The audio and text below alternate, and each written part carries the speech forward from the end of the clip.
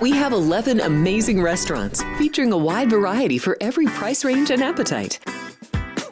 South Point's Garden Buffet has something for everyone at unbeatable prices. Or, if hunger strikes in the middle of the night, join us at Coronado Cafe. The American menu offers breakfast, lunch, or dinner 24 hours a day, plus a Chinese kitchen for authentic Chinese dishes from 11 a.m. to 11 p.m.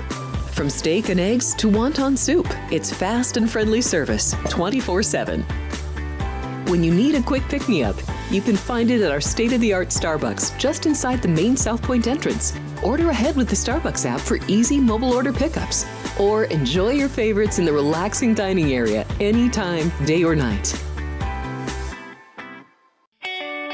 If you love Mexican food, Baja Miguel's has all of your south of the border favorites.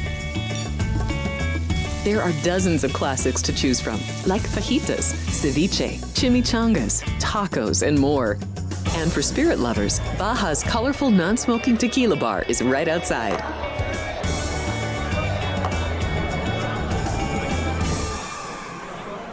Or maybe you're in the mood for seafood. Big Sur Oyster Bar has fresh seafood prepared right before your eyes.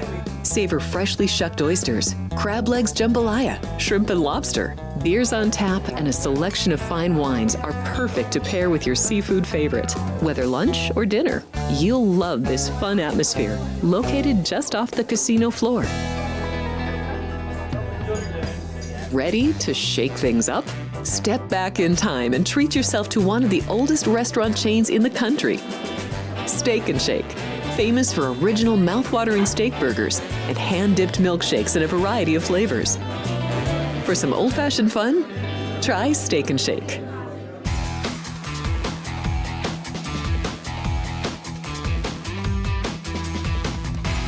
Here we go. A lot of great information for you today to get you ready for tonight's action and through the weekend. Sports by the book here at the South Point studio. He's Kenny White. He's a former odds maker and current professional sports bettor. I'm Alex White, third generation handicapper, making my own lines as well. We're going to try and give you a preview of what we do to get ready to dive into games. I already have our numbers made and then really looking at all the tangibles here going through each game. So we've got hockey on the board. We've got college basketball. We're going to go through a few NBA games, a really fun NBA Cup night last night. I believe that is pretty much set. And we have some college football to talk about. We have conference championships coming up this weekend, Friday and Saturday. We're going to hit every one of those games, at least quickly in the second half of this show. But first, good morning. And I would like to do a little bit of a reaction to the playoff projection that we saw last night. And I think this is a blind reaction for you. I don't know if you have even seen it just yet, but happy Wednesday and good morning. Good morning. Happy Wednesday. I didn't know I was a former professional sports bettor. I guess I'm... Former odds maker, current professional sports bettor. I think you said former, and I'm like, I guess it's been going that poorly. That oh my gosh, no. Yeah, but it's amazing how fortunes sometimes can go your way. Bad day at women's college basketball yesterday. What we've been killing, and yesterday I wasn't allowed to get anything down because two of our biggest outs cut us off completely. Said no more women's basketball. So I had a lot less money on all the games last night than I normally would have, and sorry for them. I lost almost every game last night. So it was kind of like, you don't want to lose at all, but when you do, it's like, thank God I didn't have as much on those games as I could have, and those books that cut us off could have had a big night. USC was one of the unfortunate losses there. Yeah, and that game was unfortunate because FanDuel opened it up 40.5. By the time we got to it, it was 44.5. And they were up 50 with 2 minutes to go. And it's like clockwork. Every time I go look and sweat it out, it never goes well. If I don't watch it, it goes great. So I just got to keep telling myself, stop watching, stop watching. One of the girls from USC, a freshman from Nigeria, she's going to be a superstar because she's a great athlete. 0 for 4 in the last 2 minutes of the game, and that, lose the side by a point, I think, and lose the total by a point. If she just goes 2 for 4, which she was 3 for 6 coming into that we win both bets. Yep. Well, hockey has been very good as well, and I'm sure women's college basketball will turn back around. I always suggest, your dad, your dad. I'm your dad. Don't forget it. My dad suggested years ago to have a different bankroll for each sport. Because if you're winning big at one sport, you don't want to throw your money away, the winnings that you've earned and hard work to get those, and lose it back on another sport. And it was always NFL or NBA. We're betting college basketball and we're destroying it.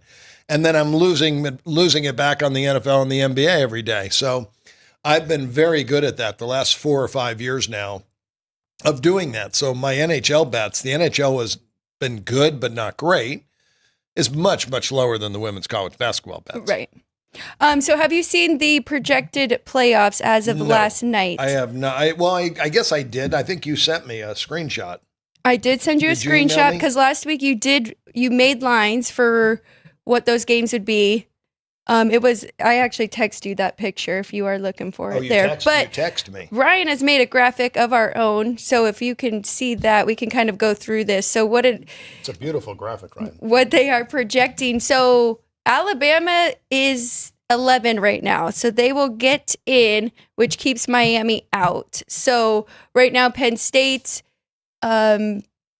if they lose to Oregon, they'll be right there in the 5 seed, and they will host Arizona State, assuming Arizona State is the winner of the Big 12.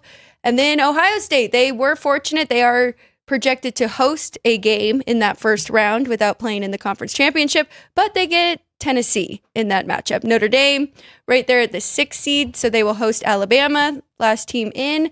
And then Georgia, projected to lose to Texas, will get to host Indiana. Yeah, we're really getting close to some really good matchups. They really are. Obviously, Boise State getting a bye is kind of tough. They're a good team, just not a great team. They've only played 2 good teams all year, and Alabama's played 7 or 8, and Alabama would be a 2-touchdown favorite over Boise State. So I'm glad Alabama's in. Miami, shocker. I wonder if Mario Cristobal keeps his job after, failing to win their last game of the year and getting into the conference championship game, because now they could be completely out. If they played a bowl game, boy, would they be a team to fade, because they're a team that had national championship hopes and then have nothing to play for. Oh, it would be disastrous for them. There's really good matchups there. I could pull up my current odds for each team and let you know. Well, 2 takeaways for me, and one, you probably disagree with this, but I don't like that Alabama over Miami, and Miami's just a 2-loss team, Alabama a 3-loss team, and I understand the strength of schedule and the teams that Alabama has played, but I mean, Miami lost that last game to a rival, and Alabama lost, they got crushed by Oklahoma. So if you're going off of wins or going off of bad losses, and I mean, I don't know which one's worse. You're up 21-0 and then you end up losing that game for the Hurricanes there. So that's a pretty bad loss as well. But we saw Alabama almost do that to Georgia. Same exact scenario. They could have lost that one. So I don't love that one. I still think Miami probably should have been in. If they've been going off of wins and losses this whole time, now they've kind of flip-flopped it. But Alabama might not get in. Here's the second take, unless you want to say anything about that, which you probably agree with Alabama since they are the higher-rated team. Well, I agree Miami should be in. I have Miami the 10th best team in the country, so I think they should be in. But where do they fit in? Who gets knocked out? And again, I have Mississippi number 8, and they're not in. Right. I mean, that's because they faltered and lost some games. But again, this is the thing. When you're playing weak teams, you're beating up on them, and you're fresh every week. When you play big-time teams, you're getting beat up, they're getting beat up. It's like Pittsburgh, Baltimore playing every single week. Boise State has played nobody. Oh, a good team, and then nobody. And so they're not getting beat up. They don't have that same type of, it's Keith Lyle said it the other day talking about UFC fighters. The more these guys get hit, the weaker they become because now it's like they're Superman, but then they start to get hit, they get beat up. Boise State hasn't been hit by anybody. If they played in the SEC, Boise State is 7-5 this year, Right. and we're not talking about them in the national championship. That's the most difficult part for me, that weak schedule that they've played. And people don't like Notre Dame being in because they didn't play in a conference championship game. But Notre Dame is a 10-point favorite over Boise State. I do agree with you. I don't think Notre Dame should be able to host in that first round. I think that should probably be changed next year as well. But the other takeaway, Dad, and you might like this too, nobody said what if UNLV beats Boise State. Everybody already has them locked in and penciled in that spot. So that gives me a little bit more hope for this Rebels team going into Friday. They talked about Iowa State potentially winning over Arizona State. They talked about SMU losing and Clemson stealing a spot in there, and that would they would probably keep SMU in, and Bama would no longer be in it. But nobody has talked about the Mountain West at all. Yeah, what happens if Boise State loses to UNLV? I think Arizona would slip into that spot and get that bye week, and then UNLV would hopefully. Well, why would Arizona move in? Because they're 15th, because they were a conference. They'd have to win, though. They have to beat win. Iowa State. Yes. Who's not even in, and what's that line? I think I probably have Iowa State. I have Iowa State at 117.5, and I've got Arizona State at 115. I think Iowa State's the better football team. Well, current form, though, Arizona State is playing as good as anybody in the country. Well, Arizona State is too, but what happens when Iowa State wins? Where are we going with that? I think they just take their spot. I don't think there was too much controversy there. It's looking like the Big 12 is only getting one team in, for sure. Wow. Yeah. Very interesting. Yep. So there's going to be some upsets this week. I think that's one that could definitely happen. Iowa State win. Clemson could definitely beat SMU. And what if Penn State beats Oregon? Right. Oregon's in the bye, and now they wouldn't be in the bye. I mean, there's a lot of people that really think Oregon's going to win easily, but I just don't feel that way. Right. Well, that's another one. Nobody is really talking about that. And this Oregon team at the beginning of the year, which you brought up, Boise, that was their first game, and they did look really good. They played them very tough. But besides that, this Oregon team hasn't really tripped up, and it could be now in this conference championship game. Look at Penn State, number 3 on the board there. So I'm interested. What if Georgia beats Texas again? You know, where's Texas going? They go from a bye out, and then Georgia gets the bye, and they've lost a couple games this year. So, you know, again, we've got 12 teams in this, and the FCS has 24. And that first round last week was a good first round in the FCS. There were 8 good football games. And now there's 8 great matchups in week 2 of the FCS. So I think that would be the best for FBS. Just like NFL, though, would they have to start playing less regular season games? The FCS, I think, plays one less. Yeah. One less, okay. One less week. Because this past weekend was the last week of FBS, but FCS started their playoffs. Okay. Yeah. Because otherwise, as you're talking about, you know, just getting hit over and over, just adding more and more games. I mean, some of these teams right there to win it, they're in the dance, but if they're in that first round, they have to win 4 games. So I was thinking about that. Who's the benefit of not playing in the conference championship game? Arizona, Penn State are both in one. Tennessee. But they have to play Ohio State, who's also not in a championship game. So there was no benefit there. Alabama, Notre Dame, no championship game. Indiana, Georgia has to play in a championship game. That's a bonus maybe for Indiana that they get that spot. I mean, and it's so important to win the championship game to get that extra week off. Because again, we're talking about the same thing. These are big time games now.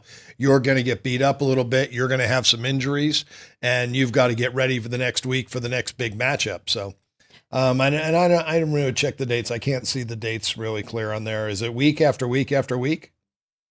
So the first game's here. This weekend is the what's the first weekend? I believe the 21st. And then the 28th? I believe so. 20th, 21st, 31st, 1st.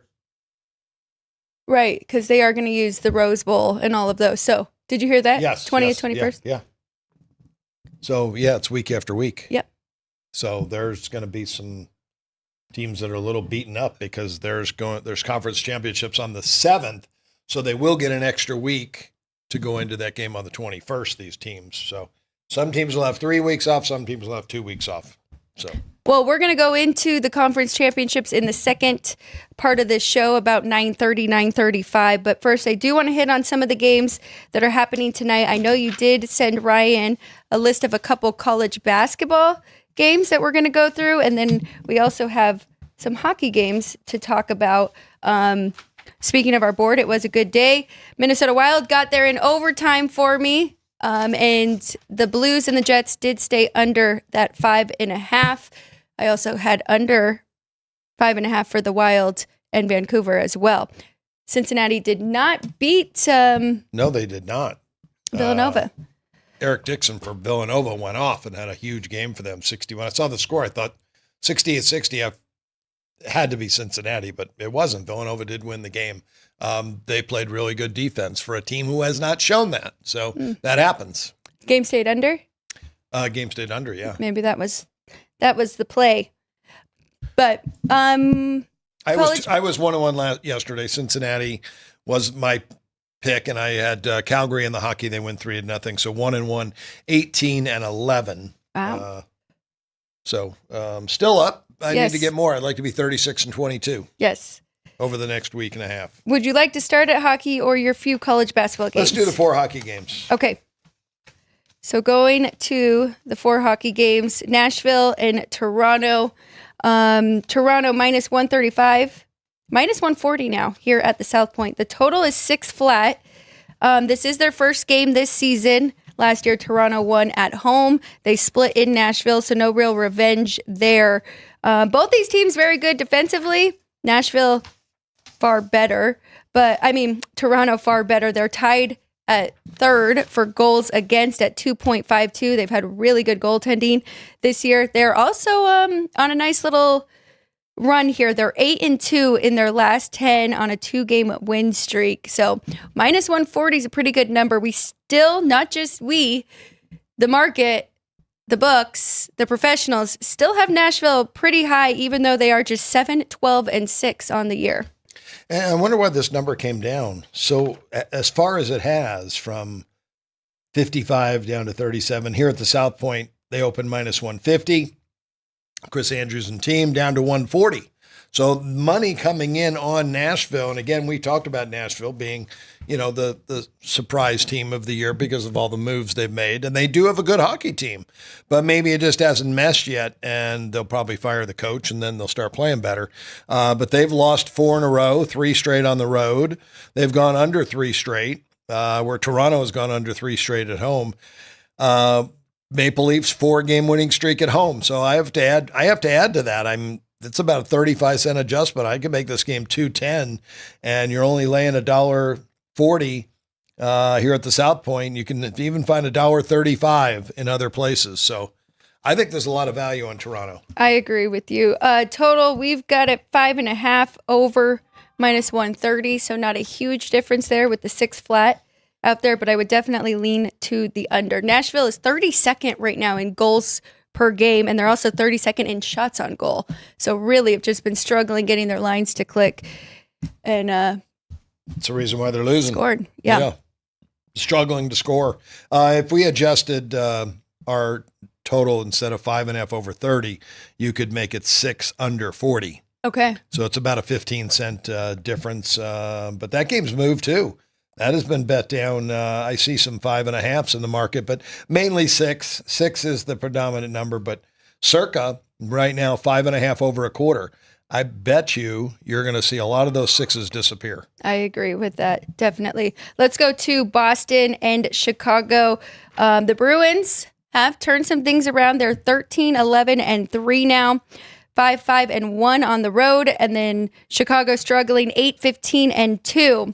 First game this year for these two, and Boston has really dominated this series over the years. They won both last year, and they've won 6 of their last 7. As I mentioned, they're $1.50 on the road against Chicago. Total 5.5 under -115. Definitely agree with that total being really low between these two. Yeah, I think Swayman's starting to get into a little bit mid-season form now. And the better he gets, the better the Bruins are going to get. They're going to continue to move up the Eastern Conference standings in the Atlantic. They're now third defensively, very, very strong. So Chicago's struggling. And I think you're going to see that most of the year, still a very young hockey team. Yes. Just 62 goals in their 25 games and on a 3-game losing streak. So I could add that to the Bruins and make them $1.72. You have to take something off for the Bruins as well, though. Playing on back-to-back, I forgot to bring that up. Oh, that's true. From home to away. So it will be Swayman, though. He did not play last night, which... The one thing I've seen over the years in NBA and hockey is if playing back-to-back affects the bad teams more than it does the good teams. So we'll see if that is the case here in this one. But $1.50, I guess, is a little bit too much delay when you are playing back-to-back. If they weren't and they had been rested, I could see a play on the Bruins here.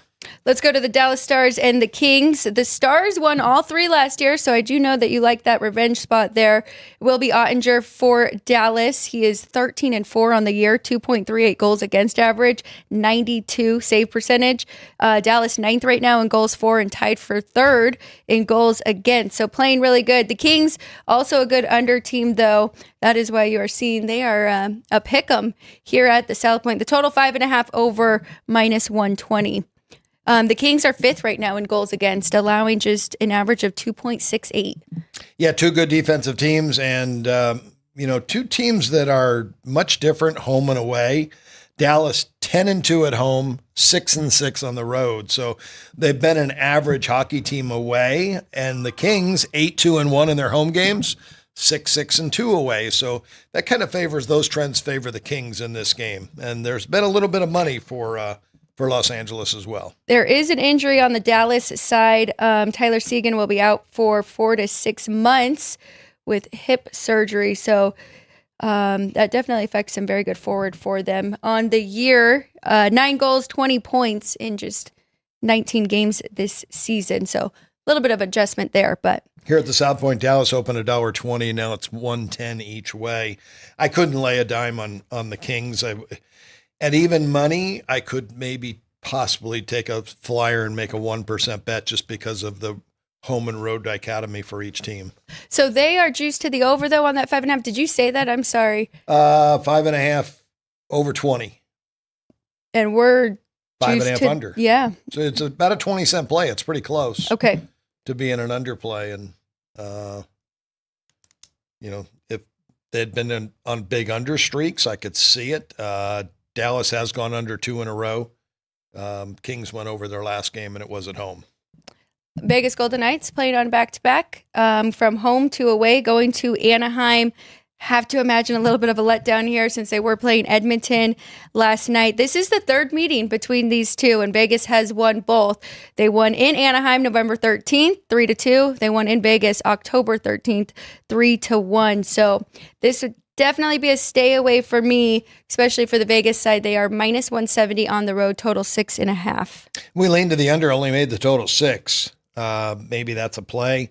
You're right. I would never be able to bet the Knights tonight, coming off a win, traveling against a team who they're 2-0 against. The Ducks have had this game circled on their calendar and would love to beat Vegas. So you'll get a great effort out of Anaheim tonight. Maybe that's defensively, and the Golden Knights scoring will be the same maybe as last night. Be a low scoring game. First time since 1944 that there was a hockey game with no penalty minutes and a final score of 1-0. That's what I love about hockey. At the end of that game, the announcers, I don't know who was doing the play-by-play, and it was actually a woman color. She did really good. But at the end, he goes, "That was a lot of fun. Sign me up for more playoff hockey. Like, we'll do that anytime." That's like the only sport that you hear people say that, right? If you watch a Monday Night Football game that's all defense, yeah, they're like, "This is the most boring game I've ever seen." So that's why I do like hockey. Yeah. And it was intense. It was playoff style. We know those two, when you'll get the best effort out of both of them when they see each other. So Aiden Hill did play in that shutout, so it will be Samsonov for the Knights who's tonight. A very good goalie. I mean, the Knights have had really good success bringing in good goalies. I mean, Robin Leonard actually was a failure, but he was a really good goalie in Chicago before he came to Vegas. I thought it was a great pickup, but Yeah. we didn't know Leonard had some mental problems going on, and he had some financial problems as well going on. So that was a shame. But they have done a really nice job of bringing goalies in. When you think about the year they won the Stanley Cup, Aiden Hill was their third or fourth string goalie that won the cup for them. Right. And then, they got Jonathan Quick for a minute, Brossois, and now Logan Thompson having a very good year in Washington. So you are correct about that with the goalies. Did we find anything that we like that is going to make the board? The only one it was the Toronto Maple Leafs is the one game that I really like the most. I'm really liking this under streak that I am on. And there's 3 good options there. Well, you got Toronto under 6 is, I think, a good option. Toronto under 6, that's the biggest difference, isn't it? Yeah, I think, yep, that is the biggest difference. Or is it that 6.5? Nashville, Toronto under 6. I like it. They have been playing very, very well. College basketball, you have a few games that you do want to hit on. There's a lot on the board if you are keeping up and you're betting college basketball. But we're just going to run through a few. I'm not really sure what list you it's gave. A big schedule. Such a I know big Ohio schedule. State made the list, right? Yeah, Ohio State, Maryland tonight. Big Ten conference play starts, and I love when Big Ten when any conference starts because you get the best, I think, effort out of these teams because the conference is what coaches are preparing for. Now, this is a little early because January is always a good month for me in betting college basketball because, again, you get the top performance from each team. So you know what you're going to get. You don't have a letdown. You don't have really look-aheads. You just get good basketball. This line moved against me, though. Maryland, 3.5 up to 5. I only made it pick. Ohio State coming off a tough one against Pittsburgh. They lost 90-91, but I think that game could just make them tougher for this game. Their offensive efficiency has been really good this year. 127 I have them, and Maryland a 117 on the offensive end. Maryland, I do have a better defensive team, so I'll take a look at that. ATS records, Ohio State's 5-2 this year. They're covering spreads, so Maryland 4-4. I will take the dog in this game plus the points very graciously. Well, Maryland, so they had that one big game, lost against Marquette, who is a very good team, and then their next big win was over Villanova, who was struggling, and then put it together last night. But so maybe that is a little bit of why. Just one loss so far on the year with Ohio State has 2, but I like the points too. 7-1 team. Yeah. Kevin Willard's a good coach. His dad was a really good coach, but a great coach for betting because he would let up first bad teams all the time. His teams would play to the level of the competition, and when you find those coaches, that's gold. Kevin Willard's kind of the same way. His teams will play to the level of the competition, and this is Ohio State. So you're going to get a good effort out of them, but Ohio State, I think, is the better basketball team. So I'll take the points with them. Was Auburn and Duke on your list of games the next one's Baylor, Connecticut. Baylor, Connecticut, okay. Yeah, we'll go there. We'll go right down the list in line. I have Connecticut 6 and 136.5. This game opened 2, has been bet up to 2.5. Baylor playing their very first true road game. I know they played a couple of big games, neutral court games, but it's not the same. And this could be a good spot for the Huskies, who are 5-3 this year. Dan Hurley's team has been in the top 5 for the last 6 years, I think, 5-6 years. And right now they're probably not even close. They're probably maybe even out of the top 25. I'm not sure, but this is still a very talented basketball team. And I think it's a good spot for them. I think that they've got offensive talent. They're the far better defensive team. So far, Baylor has ranked below average for me in defensive efficiency. So, yeah, I think this is a really good spot for the Huskies laying the points. What do you think of Connecticut? All 3 of their losses were in the Hawaii Invitational. So all on a neutral site. Yes. Kind of just went down here. And they went to win, right? So after that first loss and they're not playing, could have lost a little bit of focus. going into those next games against Colorado and then Dayton. They are undefeated at home again this year. And that's the biggest game of the year for Colorado and Dayton. And they're a good basketball team. So they went up against some good teams that were thinking, we've got Connecticut. They're going to give a great effort. And as will Baylor. It's going to be a very tough game. But I think back at home, Baylor's first true road game is a big difference maker for me. Okay, next on the list. Down to Virginia, Florida. Another type of game like that, but I'm big on the total.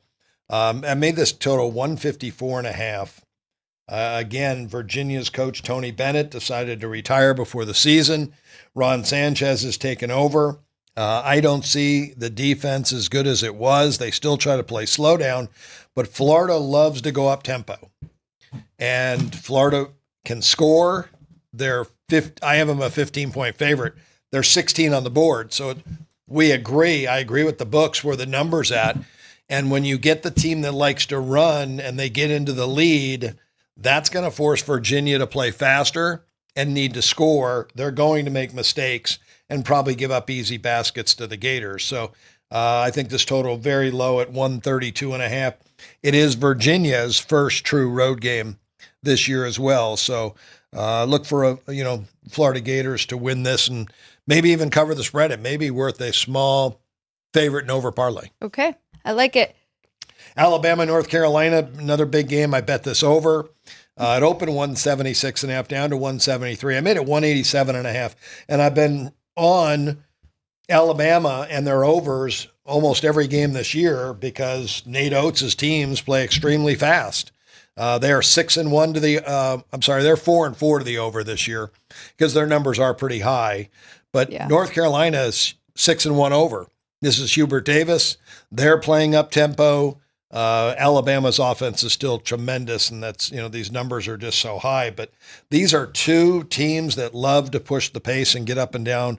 And I think that we're going to see another 90-90 basketball game. A little bit of a change here for North Carolina and the team that we have seen the last couple years, but still have R.J. Davis, who has been really good and good shooting guard, but no more Baycott, right? And could be, who kind of slowed it down. R.J. Davis could be player of the year. He's that good. So fifth-year senior, and he's got a ton of experience. So, yeah, I like it over. It's going to be a frantic pace up and down, and these guys, both teams are very efficient offensively, so we're going to get points there. Well, and we've been following this Alabama overs for a few years now. I remember last year for sure. So only one game on the middle sheet, and I would definitely beware of my number. I made Kansas 6. They're playing at Creighton. Very rarely does Creighton would be able to get a home game against the Jayhawks. I'm not sure how this happened. I guess it's because Creighton has been so good in the last couple of years. They probably had to make a 2-for-1 deal. We'll come to your place twice if you just come to ours once. This is like a Super Bowl game for Creighton. I have Kansas 6 in the game, though, and 151. It's right there pretty much in the number. I saw Kansas opened up 3.5 and was bet up to 4.5. Not sure where the current number is. That was current as about 7 a.m. this morning. Kansas is 4, and the total is 151.5. Creighton, it came down, settled at 4. Right on the total, right on my number. Amazing. Creighton 1-7 ATS this year. Kind of throw those numbers out in a game like this is like the biggest. The Nebraska game is number 1 on Creighton's schedule because they're an hour away, and Nebraska's the big player in the state. So Creighton, Nebraska's number 1 rivalry, but Creighton's second rivalry would be Kansas. And this is such a big game for them. So I think you're going to see the best effort. Greg McDermott does a tremendous job, and his teams are very, very good. Kansas on the road usually plays slower, and they do kind of play slower games, and it's such a big game. My total at 151, I think maybe a little high in this rivalry. And again, Kansas, great over team at home, but on the road, they do go under. So I'll look to maybe play that total. What do you think about Greg McDermott? Does he play to the level of his competition? No, not at all. He's his teams are always well prepared, and they play their game. Like, they don't know who they're playing. They just come out and play their game. Okay. They have definitely played a tough schedule so far this year. They're still a very, very good basketball team. Well, they're very well balanced offensively and defensively. Well, some slip-ups last year, and then we saw them really make a run at the end there and look like a really good basketball team. And I watched a little bit of one of their games. I think it was actually that SDSU, and they look like a better team already than they were last year. So I was just curious, thought maybe they got Kalkbrenner at center. That's all I needed to know. Yeah, yes. Because they were always going to have a great outside shooting. That's what McDermott recruits. He recruits really good three-point shooters because it fits with his offense. Right. They're a dribble drive and they kick to the open three-point shooter, and he'll always have those. But then when you got a big guy like Kalkbrenner, who is another guy that could be, maybe one of the national players of the year, this is a good basketball team. Any other college basketball for you today? I think just one more. Yeah, Auburn and Duke today. I always like to look at the South Point numbers. We're here at the South Point Studios, and college basketball. That game is 7:42. It's on the screen, isn't it? Yes. Brian's already got the odds up. Yep, he is ready. 3.5 and 1. They're working very hard back there for you. I knew they were. I wanted to see the opener. 2.5. Okay. So there has been money for Duke. The total opened 147. I have Duke 5.5. I agree with the move. I like the total over. I made it 154.5. This is Bruce Pearl with Auburn. He's an up-tempo coach, loves to run. John Shire's team seems to play a little bit faster this year, but these are two great offenses, two great defenses. Don't get me wrong, they're both very good, but with a non-conference game, a little less intensity, I think, on the defensive end. So I'll go over the total there in Duke. Auburn having a very good year, undefeated as of right now. Bruce Pearl, he's one of my favorite college basketball coaches to watch coach the game and all of his expressions and how much he gets into it. So 5-1 ATS too, Very making money for the bettors. Okay. That's it for college basketball for now, and our hockey plays as well. NBA, we will get back to that. You will go over that on Friday for those NBA Cup games. Yep, I will do that. I'll see if there's a few meaningful out there. A lot of home teams yesterday managed to win, so that's something we might need to look at moving forward with this in-season tournament, because it was, especially the end of the night, wow, the Clippers, Denver, Sacramento, Phoenix, Dallas came through, Oklahoma City, New York. So the only road teams that did win were Milwaukee and Philadelphia. And Milwaukee's playing very good. Giannis is on a different level right now, so we'll keep an eye on that. But we're going to take a quick break. When we get back, it is all college football. We're going to break down these conference championship games coming up this Friday. Don't go anywhere. You're watching Sports by the Book. If you're celebrating a special occasion or just love fine dining, you're in the right place. Come experience the crown jewel of South Point restaurants, Michael's Gourmet Room. Welcome. With over 600 different types of wines and magnificent dishes prepared tableside, you'll revel in the rich classic Vegas decor and the best black tie service in the world. This intimate gourmet room has earned accolades galore. Come to Michael's Gourmet Room for an unforgettable dining experience. Another famous restaurant is the Silverado Steakhouse, where you'll find the charm and service that discerning patrons require. From top quality steaks and chops to fresh seafood and desserts, you'll love the award-winning wine list and menu at Silverado Steakhouse. Steak lovers have even more options with primarily prime rib. Catering to hearty appetites, the menu features a variety of flavorful prime rib cuts, dry aged to ensure tenderness, and then seasoned and slowly roasted. Although prime rib is our specialty, it's not the only thing on the menu. There's something for everyone. And if you're craving a taste of Italy, come experience delicious Italian cuisine and the attentive service at Don Vito's.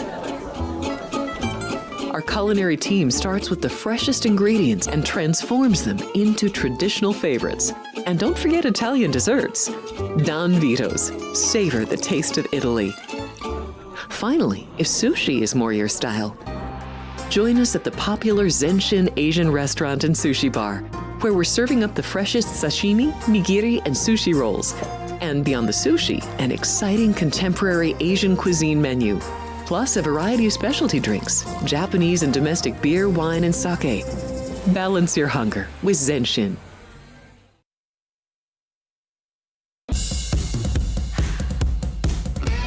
South Point offers all the types of entertainment you'd expect at a first-class Las Vegas resort. Did you know our 400-seat showroom is one of Las Vegas's top destinations for live entertainment? Enjoy live performances by classic Vegas entertainers, bands, and today's hottest comedians, plus a rockin' dance floor. You can also enjoy live entertainment at the Grand View Lounge, where you'll feel all the vibes of old Las Vegas. Enjoy the music, and if you love to laugh, don't miss The Dirty at 12:30, our very own free comedy show, every Friday night at 12:30 a.m. in the Grand View Lounge. The Dirty is 100% free, so arrive early. Go to southpointcasino.com or call the box office at 77136 for today's performances at the showroom and the Grand View Lounge. When you're ready for your favorite cocktail, stop in and unwind at one of our 7 specialty lounges. There's a bar around every corner, because you're in Vegas, baby. South Point Casino has plenty of attractions for the whole family. Catch a movie. Our 16-screen movie theater includes 2 XD Extreme screens for the ultimate in viewing, sound, and luxury. After the show, treat the family to a variety of treats at our old-fashioned ice cream parlor, Kate's Corner. We scoop up a variety of creamy concoctions, including smoothies, hand-dipped cones, milkshakes, malts, sodas, and sundaes. At Kate's, there's something for everyone. And if you still got time to spare, our bowling center might be right up your alley. Voted Best of Las Vegas, it's a great place for friends and family fun. 64 lanes, a pro shop, snack bar, and arcade. And while the kids are bowling, you can play slots and sip on a drink in the Alley Cat Lounge while overlooking the lanes. For our more serious and professional bowlers, the South Point is also home to a separate tournament bowling plaza.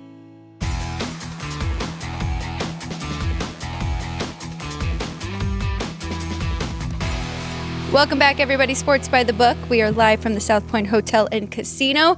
Come on down, hang out with us here at the South Point. A lot going on this month. It is rodeo month here in Vegas, and here at the South Point, might even get to see a Clydesdale occasionally. Probably. Not just one. Not just one. They usually have 2 of them, but we'll keep you updated on when that will be happening. Shout out to everybody in the chat. We've got Michael A., Vince, Dean Hilt, Vicarious Vegas. I think I missed some of your comments yesterday, so welcome back. And Bob is back. So hello, everybody. He is saying good morning from beautiful Reno, Nevada. So hello. Well, we have some people from Reno now joining us. Very nice. Today's a beautiful day here in Las Vegas. Couldn't believe the weather when I walked out the door. Wow. Yeah. It's like October weather. Not too bad, knock on wood. But all right, we've got a lot of conference games to get to. We also may touch on the Thursday night football game, which is the Lions and the Packers. But let's start with Army hosting Tulane in the American Championship game. We talked about this a little bit the other day, and we have your rankings. So we're going to start there with these 2 teams and where you have them ranked offensive, defense, and overall. Yeah, Tulane is a very well-coached football team. Willie Fritz was that guy there. He got the job at Houston and left after building the program, and I think he was 22-4 his last 2 years. Well, John Summerall was 23-4 at Troy for 2 years there, but he was only on the job for 2 years. So is John Summerall the guy or not?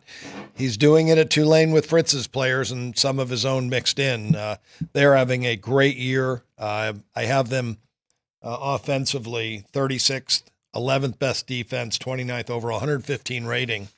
Where Army 22nd on offense. They got the better offensive team, but the 56th ranked defense in the entire country. That's pretty good for a military academy. 72nd rating overall, 105.5. So I have a 9.5 point difference. But this game is at Army.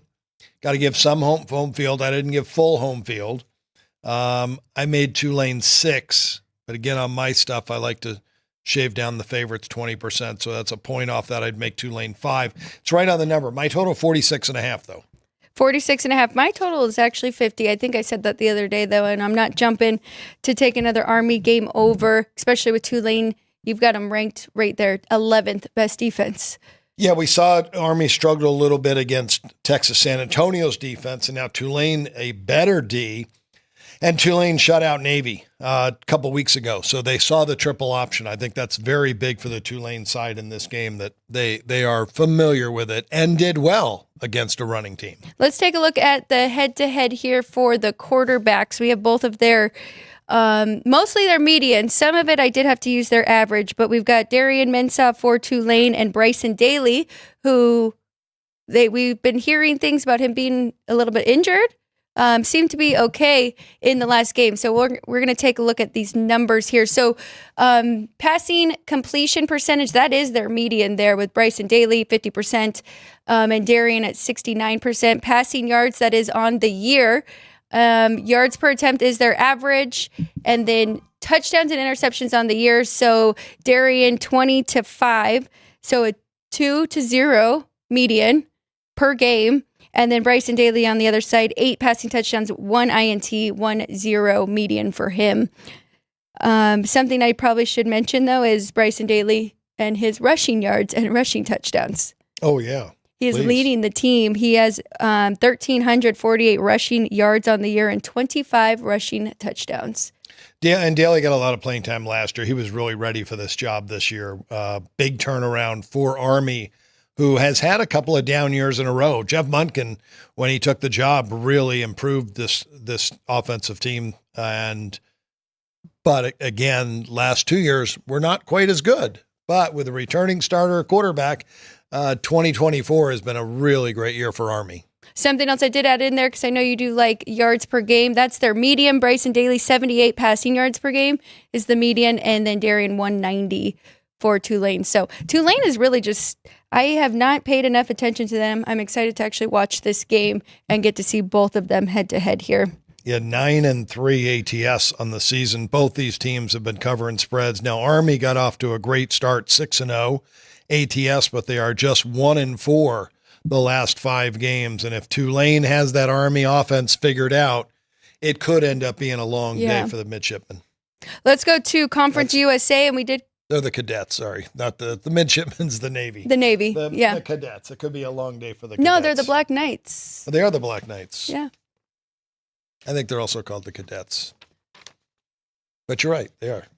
Let's go to Conference USA. Okay. We talked about this one the other day. We have revenge. These two just saw each other. Let's start off with the rankings and what you have for both of these teams in Jacksonville State and Western Kentucky. Yeah, Jacksonville State, 79th offense, 78th defense, 82nd overall. Western Kentucky, 93 on offense, 94 on defense. So you can see Jacksonville State better, both offensively and defensively. Overall power rating, just a 103, though, to a 101.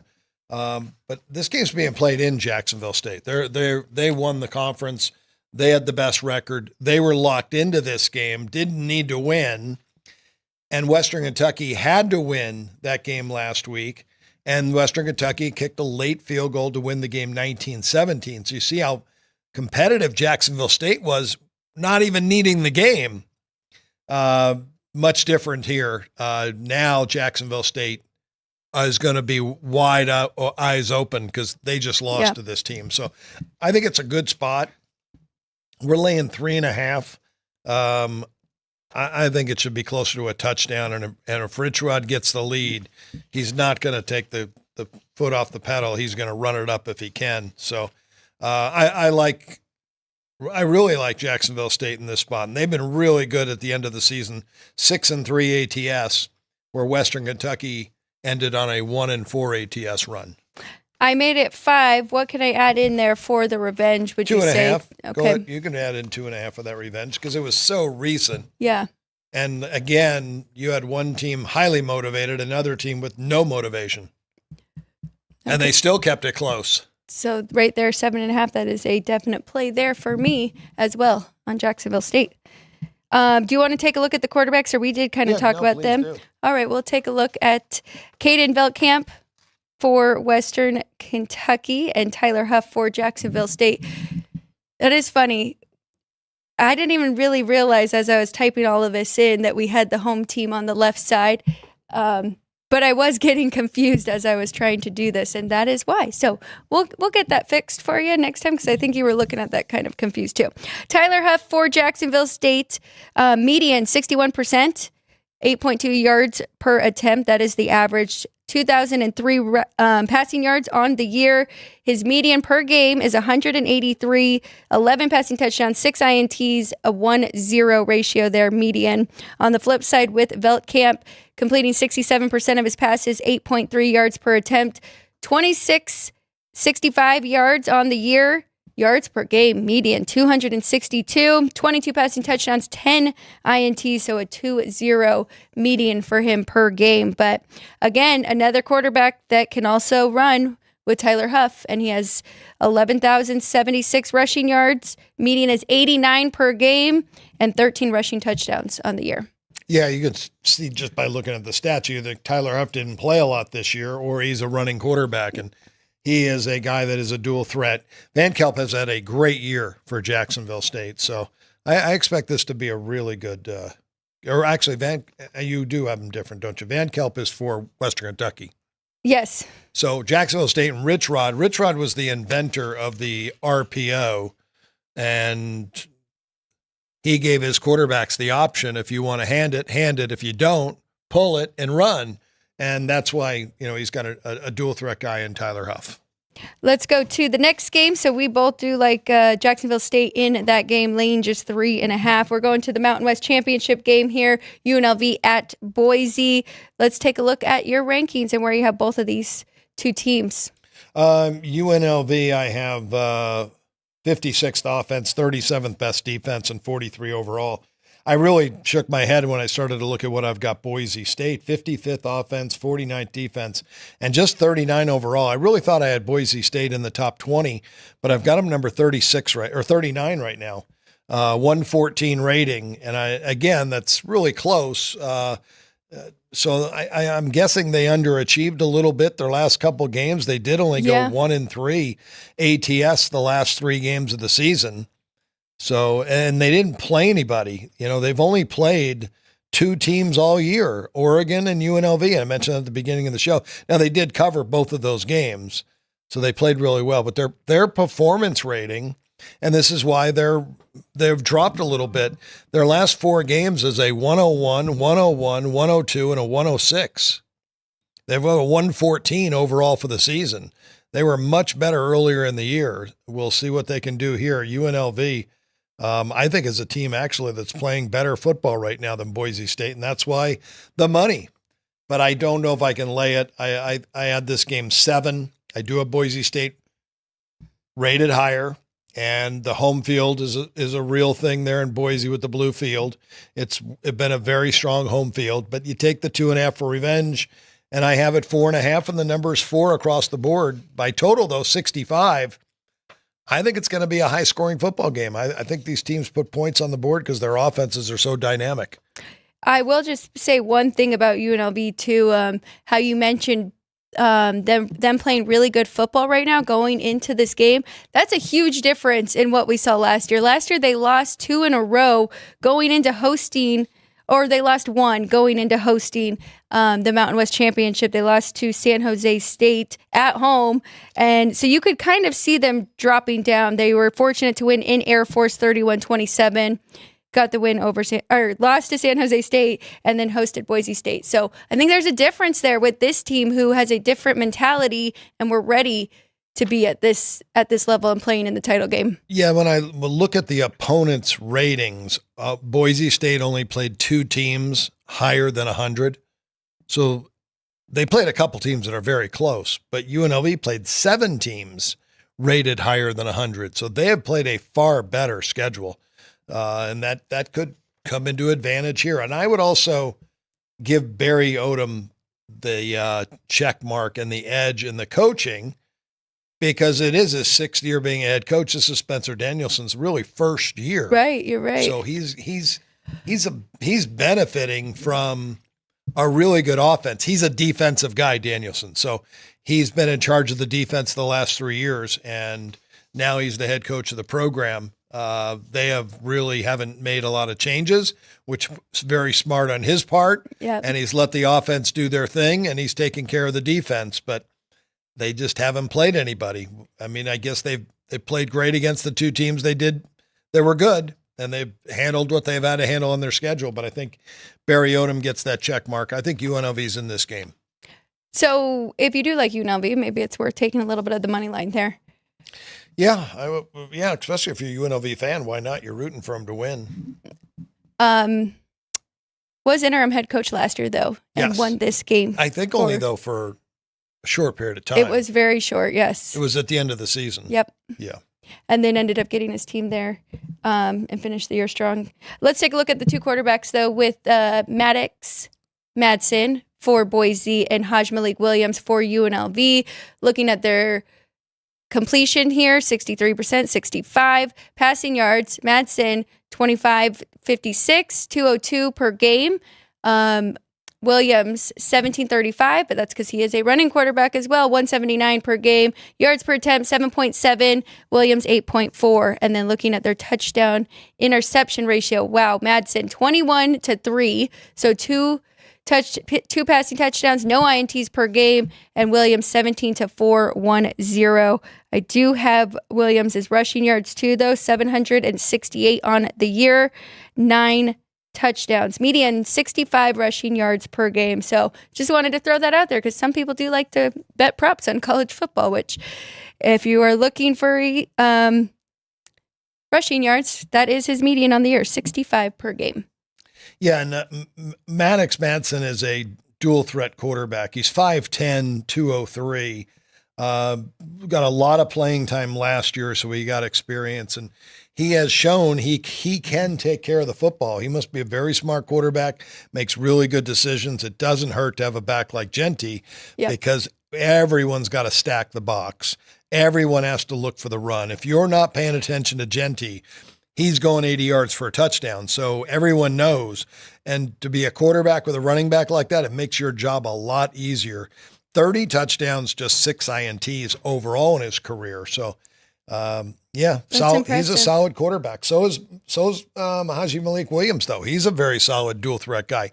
And he's a fifth-year senior with a lot of experience, came from Campbell through the portal, and he's gotten his opportunity, and the team's rallied behind him. And these two good football teams playing really good football. UNLV double revenge, lost last year in the conference championship game and lost at home earlier this year. So maybe it's worth more than 2.5. Third time these two see each other in a 12-month span. So should be a great game there in Boise. We're going to quickly go through Saturday. We won't spend as much time, but let's start it off with the Big 12 here. Iowa State, Arizona State. I'm not touching this game because I am not betting against Arizona State anymore, but let's pull up your rankings and what you have for both of these teams. My numbers do lean to Iowa State as well. Curious what you made this game.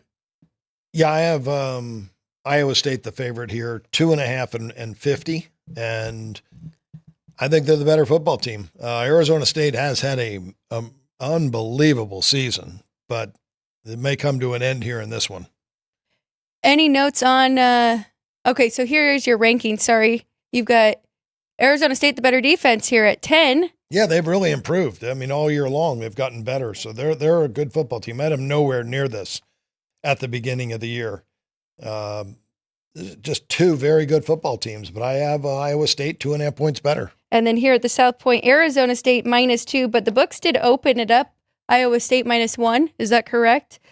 I don't know if South Point necessarily did, but the first book that did open looks like South Point opened Arizona State -2 total. South Point opened 2. I don't see anybody opening Iowa State the favorite. I see Circa opened up Arizona State 1. So maybe that was even like the look ahead, but perfect. Thank you, Sean, for getting that lower third up there too. Let's take a look at the head-to-head with Rocco Beck for Iowa State, and then we have Sam Levitt on the other side. Just quickly look at their numbers, can kind of compare those, but they are very, very similar.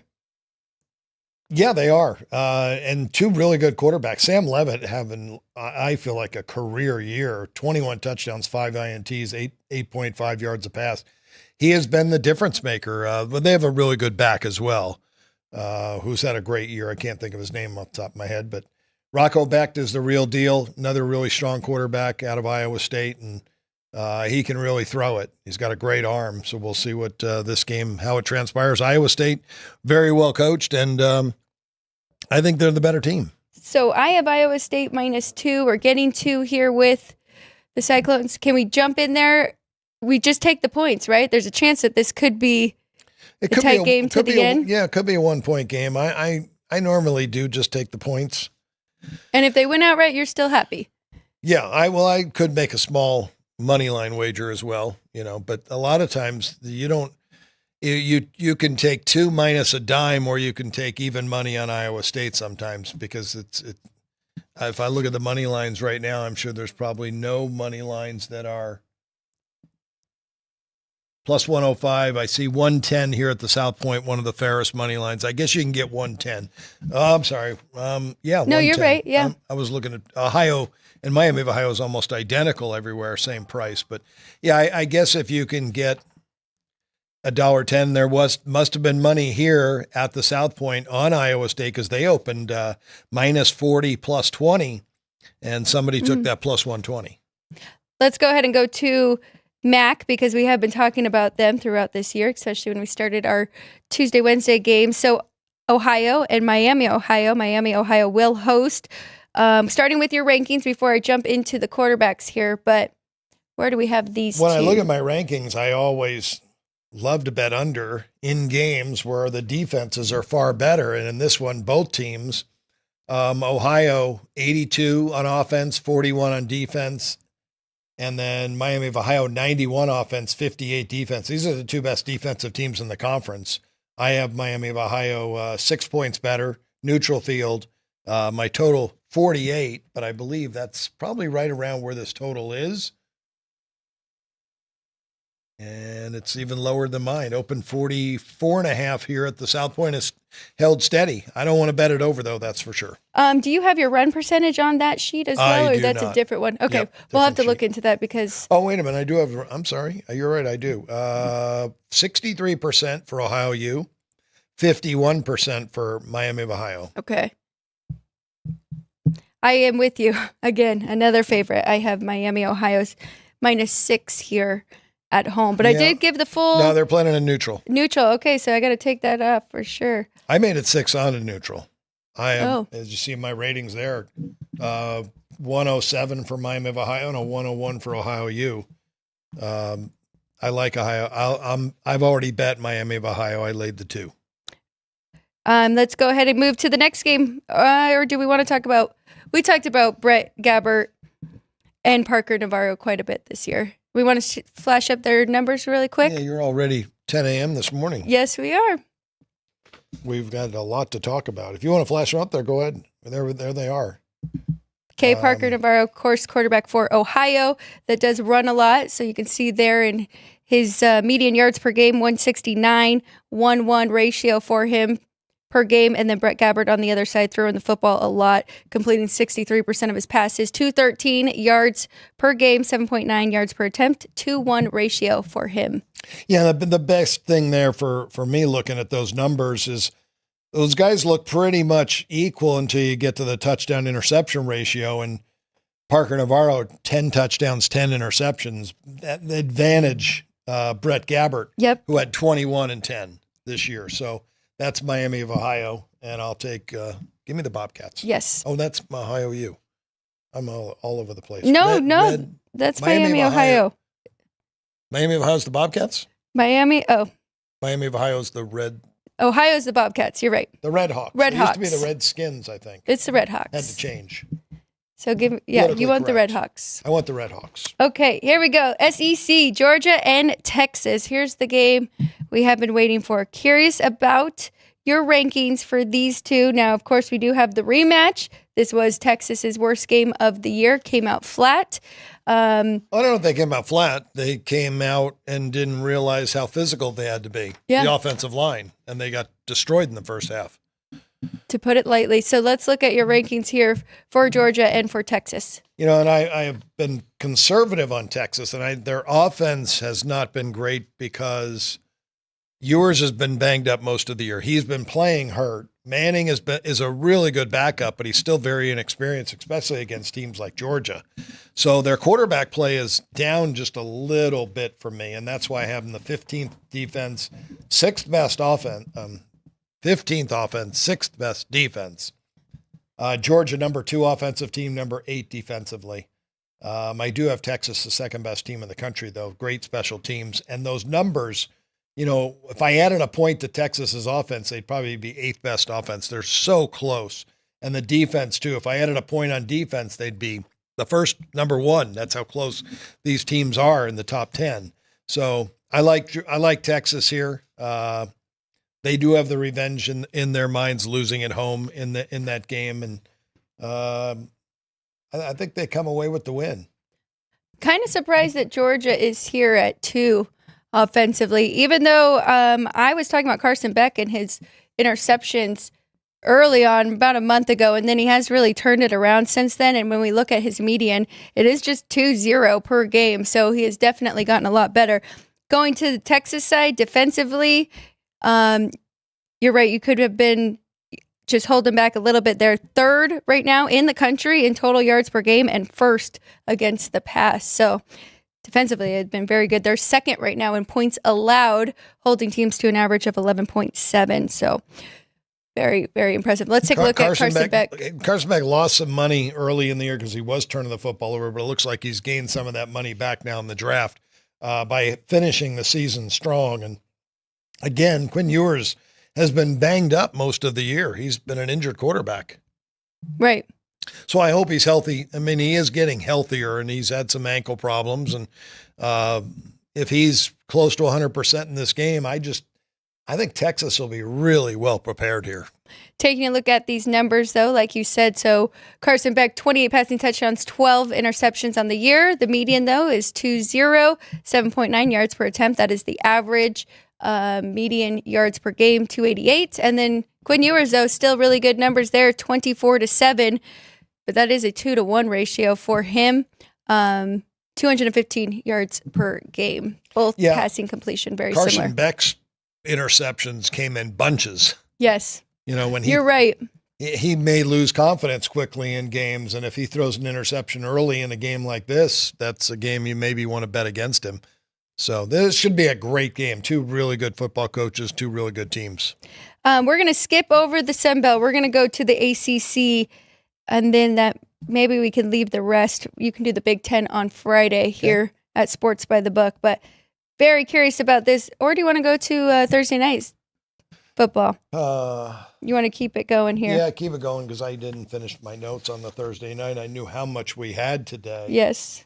And never got there. I mean, I could talk about those 2 teams if you want to. Well, you can do notes today, and then people can check out Bet the Gambit tomorrow morning at 7 a.m. where you will talk about Thursday night. I'm definitely going to talk about it there. That's football. For sure. And you promised some prop bets as well. And then tomorrow, another plug here, Thursday evening, 3 p.m., Sports by the Book Football Frenzy. So that people can get twice for that game.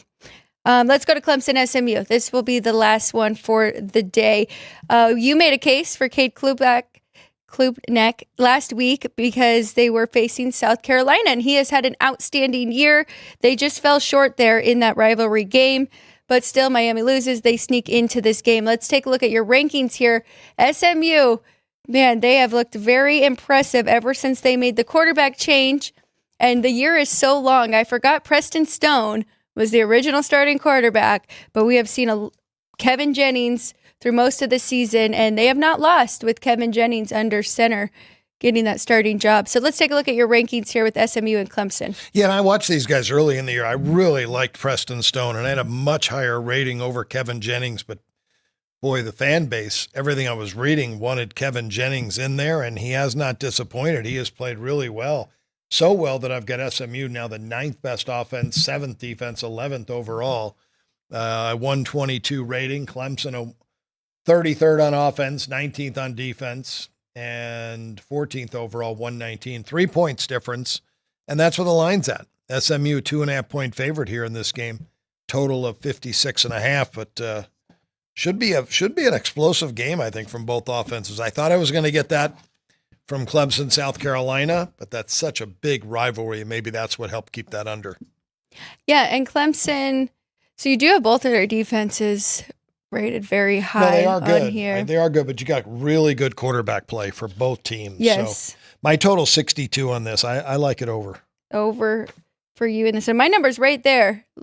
Well, actually, it's 55.5, so that must have moved up a little bit. But I do have 2.5 here for the Mustangs. I would like to see Clemson sneak in there, and then the committee would not have to worry about Bama or Miami and having both of these teams in there. Just a little fun thing. Did you see Fran Brown after the end of that Syracuse game? He gave out Dabo Swinney. He gave him a shout out and said he got his back. He got him into the to the conference championship game.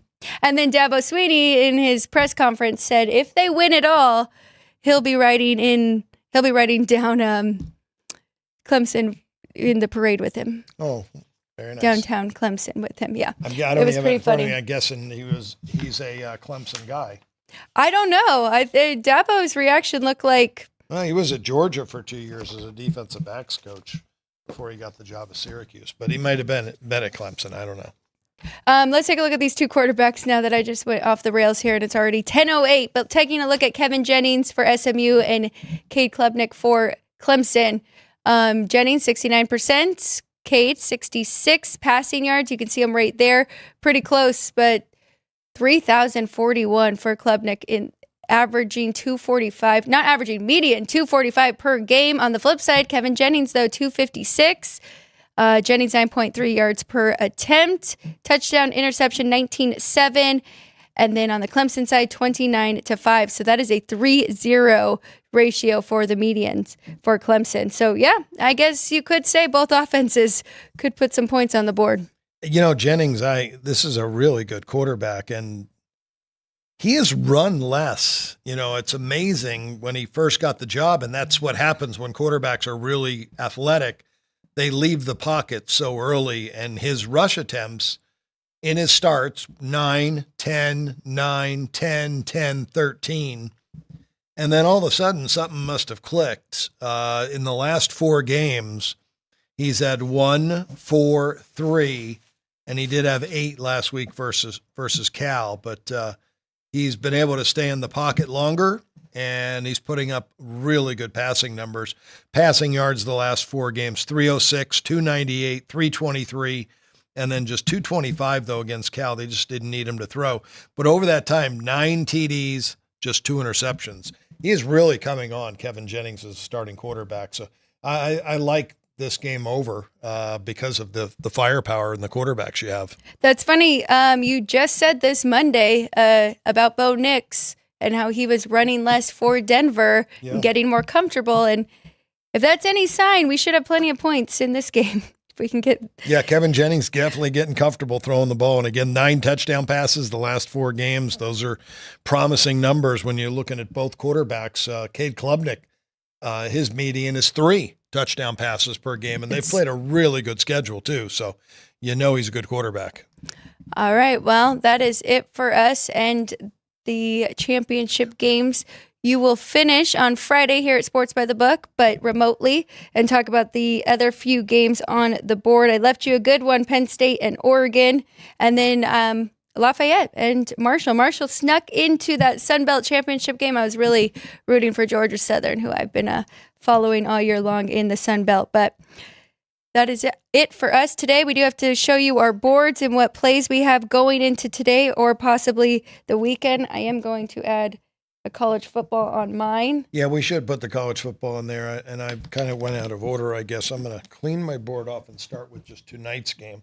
18-11 record. I gotta go double that. That's the goal, to get the 36-22. So NHL. Man, and mine doesn't, even just for the week, it's not that great. 4-2, I thought. But let's just. You got plenty of time. Steady. Yeah. Plenty of time. So yeah, I'm gonna NHL. One play in the NHL today. I'm gonna give you a couple of college basketball plays. Since I won't be here tomorrow, out a couple days. Well, I'll be here Friday from the house.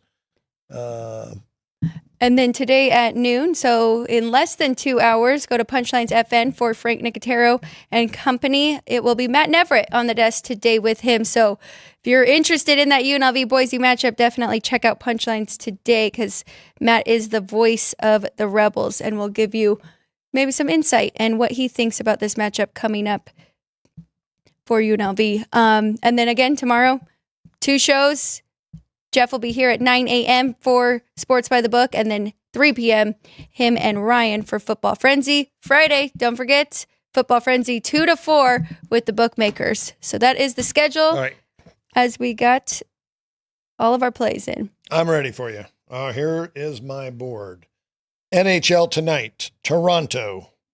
Laying the price at home. Think they're the better team. College basketball, Connecticut minus the 3 against Baylor. Virginia and Florida, as I mentioned, Florida loves to run. They're a 15-point favorite. I think they get a big lead. It's going to force Virginia to play faster. Over the 132 there. 2 of the college football games from Friday. UNLV +4 and Jacksonville State minus 3.5. Well, you just added. Go Barry Odom. Yes. All right. Maybe I won't. I do like that under as well. Nope, we don't have that big of a difference. Okay, here we go. For tonight, my hockey. Hopefully we get Toronto and the under in that game. So nice little shutout there for Stellars. Ohio State, I'm going +5.5 in college basketball. And then for college football, 1 play today, 4.5. It looks like there's a lot of 5s out there now. So if you like Tulane, lay the better number there at 4.5. Yeah, it's going up. You're right. There are 5s out. So I can see that. They should be well prepared for the triple option. And if they are, Tulane probably easy winner. Really looking forward to these games this weekend. Hey, thanks so much, everybody, for joining us today, yesterday, and Monday. We really appreciate all of the support. Shout out again to everybody in the chat. Welcome, Chris Brady. I think that is the last person in there that I did not mention. Vince? Good. Okay. So thank you, Vince, by the way, and Ryan and Sean. Appreciate all the work that you guys do for us as well. For Kenny White, I'm Alex White. This has been Sports by the Book. We'll see you again next week here, 9 a.m. on Sports by the Book.